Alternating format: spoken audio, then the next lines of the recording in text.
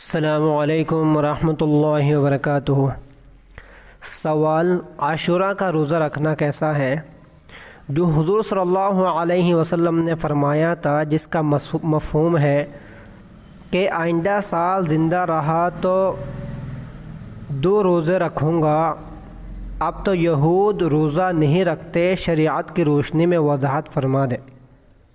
یہ سوال آیا تھا۔ جواب: محرم کی 10ویں تاریخ کو روزہ رکھنا مستحب ہے۔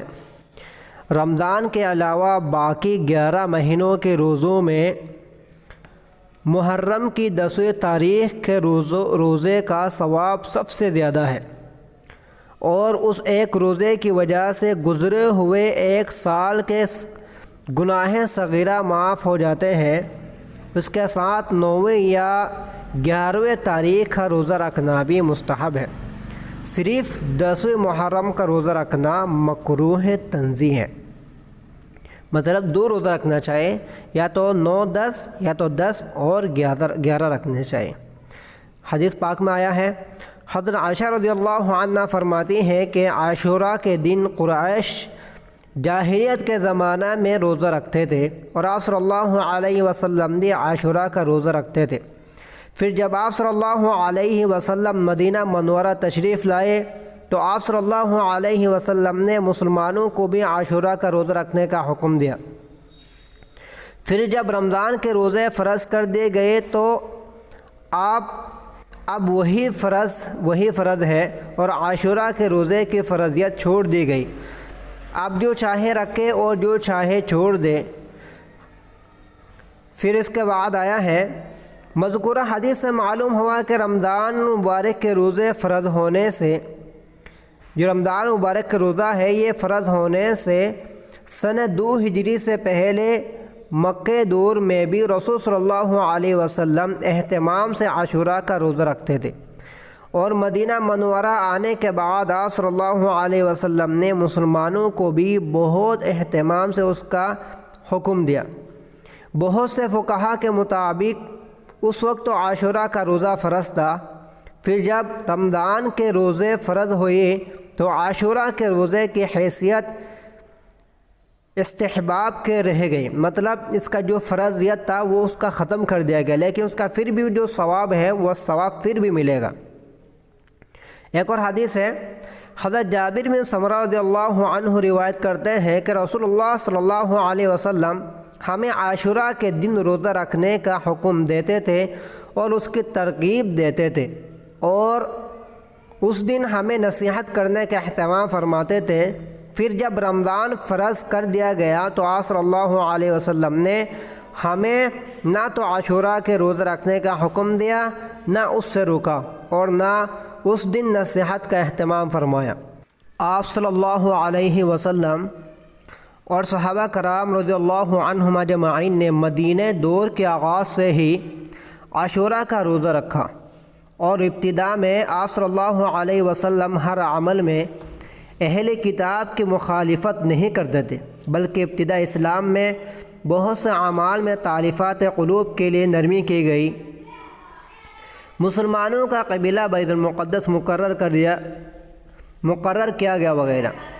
مدینہ منورہ آنے کے بعد آپ صلی اللہ علیہ وسلم اور صحابہ کرام تو اسلام کے حکم کے مطابق عاشوراء کا روزہ رکھتے تھے۔ جب آپ صلی اللہ علیہ وسلم نے یہود کو عاشوراء کا روزہ رکھتے ہوئے دیکھا تو آپ صلی اللہ علیہ وسلم نے اس کے متعلق اس سے دریافت کیا۔ چنانچہ حضرت عبداللہ بن عباس رضی اللہ عنہما سے روایت ہے کہ رسول اللہ صلی اللہ علیہ وسلم مدینہ تشریف لائے تو دیکھا کہ یہود عاشوراء کا روزہ رکھتے ہیں۔ رسول اللہ صلی اللہ علیہ وسلم نے ان سے فرمایا، یہ کیسا دن ہے جس کا تم روزہ رکھتے ہو؟ یہود نے کہا کہ یہ بڑا دن ہے جس میں اللہ تعالیٰ نے موسیٰ علیہ السلام اور ان کی قوم کو نجات دی تھی، اور فرعون اور اس کی قوم کو غرق کیا تھا۔ اس کے شکر میں موسیٰ علیہ السلام نے روزہ رکھا، ہم بھی اسی لیے روزہ رکھتے ہیں۔ آپ صلی اللہ علیہ وسلم نے ارشاد فرمایا، ہم موسیٰ علیہ السلام کے طریقے کی پیروی اور اتباع کے زیادہ حقدار اور ان سے قریب ہے۔ چنانچہ آپ صلی اللہ علیہ وسلم نے خود بھی روزہ رکھا اور مسلمانوں کو بھی عاشوراء کے روزہ رکھنے کا حکم دیا۔ صحیح مسلم میں ہے یہ حدیث۔ آپ صلی اللہ علیہ وسلم نے حضرت موسیٰ علیہ السلام کی موافقت اور اتباع کا ذکر فرمایا، نہ کہ یہود کی موافقت کا۔ مطلب یہود کو دیکھ کر اللہ کے نبی نے فرمایا، اس کا مطلب یہ نہیں کہ یہود کے لیے ہی کہا ہو، بلکہ اللہ کے حضرت موسیٰ علیہ السلام نے رکھا تھا اس لیے فرمایا۔ یعنی ہم یہ روزہ حضرت موسیٰ علیہ السلام کی موافقت میں رکھیں گے، اور ہم انبیاء کرام علیہ السلام کے طریقہ کے پیروی کے زیادہ حقدار ہیں۔ بعد میں جب یہود کے مکاریوں اور ضد و عناد کے نتیجے میں آپ صلی اللہ علیہ وسلم نے یہود کی مخالفت کا حکم دیا، تو اس وقت لوگوں نے آپ صلی اللہ علیہ وسلم سے عاشوراء کے روزہ کے حوالہ سے بھی دریافت کیا۔ چنانچہ حضرت ابن عباس رضی اللہ عنہما فرماتے ہیں، جس وقت رسول اللہ صلی اللہ علیہ وسلم نے 10 محرم کے دن روزہ رکھا اور صحابہ کو بھی اس دن روزہ رکھنے کا حکم دیا، تو صحابہ نے عرض کیا کہ یا رسول اللہ، یہ ایسا دن ہے کہ یہود نصارہ اس کے بہت تعظیم کرتے ہیں، اور روزہ رکھ کر ہم اس دن کے تعظیم میں یہود نصارہ کے موافقت کرنے لگتے ہیں، جبکہ ہمارے اور ان کے دین میں بڑا فرق ہے۔ آپ صلی اللہ علیہ وسلم نے فرمایا، آئندہ سال انشاءاللہ ہم 9 تاریخ کو بھی روزہ رکھیں گے۔ حضرت ابن عباس رضی اللہ عنہ فرماتے ہیں کہ آئندہ سال محرم سے پہلے ہی آپ صلی اللہ علیہ وسلم کا انتقال ہو گیا۔ روزہ یا تو 9-10 کا رکھیں یا 10 اور 11 کا رکھیں۔